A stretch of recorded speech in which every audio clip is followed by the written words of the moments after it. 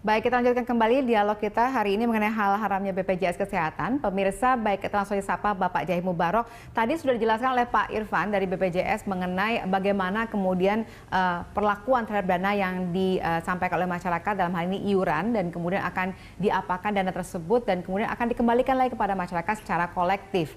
Nah, dari jabaran ini cukup jelaskah menurut Anda dan sehingga akhirnya bisa menimbulkan atau menghapuskan sebab-sebab sehingga akhirnya tidak sesuai dengan syariah itu dan kemudian menjadi sesuai dengan prinsip-prinsip syariah? Ya, terima kasih Pak Irfan atas komentarnya dan masukannya bagi kita.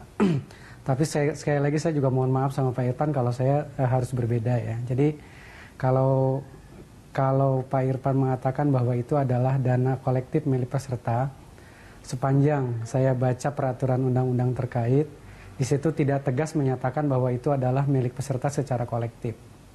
Jadi itu mungkin sudah satu masukan lah dari teman-teman syariah, pemahaman terhadap regulasi terkait penyelenggaraan BPJS ini. Itu yang pertama. Yang kedua, tidak jelas itu kalau ilmu syariah itu adalah akadnya, Pak. Jadi kalau kita sebut saja merujuk kepada fatwa DSN MUI terkait perasuransian, di situ akadnya adalah akad hibah. Hibahnya itu adalah dari peserta secara individu kepada peserta secara kolektif. Nah, itu makanya ketika BPJS kalau suatu saat menggunakan akad ini, maka harus ada akad wakalah dari peserta secara kolektif kepada BPJS untuk mengelola dana itu, gitu. Nah, itu nanti P-nya bagi BPJS adalah karena wakalah bil ujroh misalnya.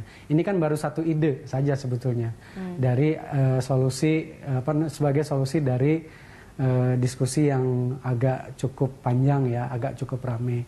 Nah, tapi menurut saya sekali lagi ingin mengatakan bahwa ketidakjelasannya itu adalah pada akadnya. Jadi toh kalau dana itu berpindah dari milik peserta secara individu kepada peserta secara kolektif, itu harus tertulis akadnya hibah. Nah, tetapi Pak Irfan, mungkin kita bisa diskusi, insya Allah nanti ketemu. Kita juga harus mendiskusikan tentang prinsip amanah, prinsip dana amanah, di mana dana itu bersifat titipan misalnya. Nah, ini juga perlu diskusi tersendiri kita itu, karena jadi sebetulnya kalau kita diskusi bisa duduk bersama, bisa share pengetahuan, kemudian kita akan ketemu mana yang harus diperbaiki, mana yang harus yang sifatnya existing. Itu seperti itu kira-kira, Mbak. Oke, baik. Kita tanyakan dulu bagaimana tanggapan masyarakat terhadap adanya kontroversi mengenai hal haram BPJS Kesehatan ini. Sudah bergabung bersama kami Bapak Isman dari Slipi, Jakarta. Selamat malam Pak Isman, silakan tanggapan Anda. Apakah Anda kemudian memutuskan untuk tidak menggunakan BPJS Kesehatan setelah keluarnya mungkin permasalahan ini? Assalamualaikum warahmatullahi wabarakatuh. Waalaikumsalam. Ya. Saya tentu tetap menggunakan ini. Begini Bu ya, BPJS itu amat berguna, terutama khususnya untuk fakir miskin. Saya baru mudik ke desa Bu, di Jawa Timur, di Pantai Utara. Di situ saya ada keluarga yang tadinya sakit gondok, sakit rematik, terus sakit tulang dan sakit kuping dan sebagainya, tidak mau ke puskesmas karena takut bayar mahal. Itu sekarang yang gondoknya itu sudah dioperasi Bu, gratis. Terus kemudian yang sakit rematik dan sebagainya sudah berobat. Jadi BPJS itu berharga. Tentunya sesuatu yang berharga itu manusiawi. Dan dalam satu ayat kalau tidak salah itu Ustadz ya, bahwasanya sesuatu yang berharga bagi manusia itu akan tetap berada di atas bumi ini. Jadi menurut saya karena BPJS itu berharga, akan tetap selamanya akan dipakai orang itu. Kalau seandainya misalnya ada masalah dalam segi haram dan tidaknya, saya kira solusi dari profesor tadi bagus. Anggaplah BPJS ini untuk orang yang ragu-ragu itu darurat, pakai aja BPJS. Karena itu masalah yang masih belum selesai. Maka selesaikanlah masalah-masalah itu antara BPJS, Depkes, sama MUI sampai keluar yang baru. Tetapi Karena itu saya katakan saya tetap memakai BPJS walaupun saya tahu karena itu bermanfaat dan saya anggap kalau seandainya masih ragu, saya tidak ragu-ragu. Sebab itu bermanfaat, ada ayat yang mengatakan sesuatu yang bermanfaat itu manusiawi dan itu adalah sunatullah dan itu akan bertahan di atas dunia ini. Baik, terima kasih Pak Irfan atas tanggapan Anda pada hari ini. Baik, ya Pak Jai silakan, apakah Anda bisa memberikan tanggapan balik terhadap penelpon kami tadi?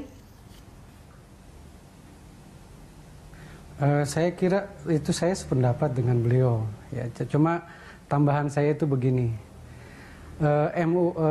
BPJS ini baik dan bahkan saya mengatakan sangat baik. Persoalan kurang-kurangnya sepanjang itu buatan manusia saya kira biasa, itu hal yang biasa, itu yang harus jadi catatan. Nah, MUI berkeinginan bahwa tujuan yang mulia, tujuan yang baik, tujuan yang bermanfaat atau hal yang baik, hal yang bermanfaat, hal yang berguna ini supaya dilaksanakan dengan cara yang benar, cara yang baik menurut syariah. Kita ingin membantu masyarakat yang ingin ikut BPJS, yang pengelolaannya sesuai syariah, akad-akadnya sesuai syariah, itu saja sebetulnya. Jadi MUI justru ingin membantu pemerintah dalam rangka memfasilitasi warga bangsa ini yang ingin transaksinya itu sesuai syariah, termasuk juga dengan BPJS. Kira-kira seperti itu komentar saya, Mbak. Bagaimana kalau dari pihak misalnya tadi BPJS sudah mengatakan bahwa ini sudah dilaksanakan sesuai dengan peraturannya, sudah dengan Undang-Undang SJSN, jadi ini sudah sesuai begitu. Dan tapi kemudian kenapa kemudian MUI tetap mempermasalahkannya? Ya, ranahnya kan berbeda, Mbak. Siapa yang menyatakan? MUI sama sekali tidak pernah menyatakan bahwa BPJS itu menyalahi peraturan perundang-undangan. Itu tidak pernah. Kita sesuai dengan porsi kita, sebut saja kewenangan kita hanya menyatakan tidak sesuai syariah.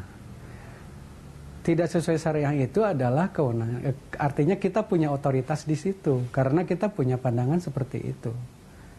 Kira-kira seperti itu. Oke, baik. Karena permasalahannya ada selentingan yang mengatakan persoalan tidak syariahnya BPJS Kesehatan yang dipersoalkan oleh MUI ini adalah karena misalnya adalah kepentingan kelompok bisnis tertentu. Apakah benar seperti itu, Pak? Kita hanya mengkonfirmasi mengenai selentingan kabar ini. Ya. Jawaban saya wallahu a'lam. Jadi Anda mengatakan ya, tidak benar? Saya tidak bisa menyatakan ya, saya juga tidak bisa menyatakan ya. Saya tidak bisa mengatakan benar atau tidak benar karena saya tidak punya datanya. Oke. Baik, jadi tapi Anda kemudian tetap bisa mengatakan bahwa ini tidak ada kepentingan bisnis tertentu?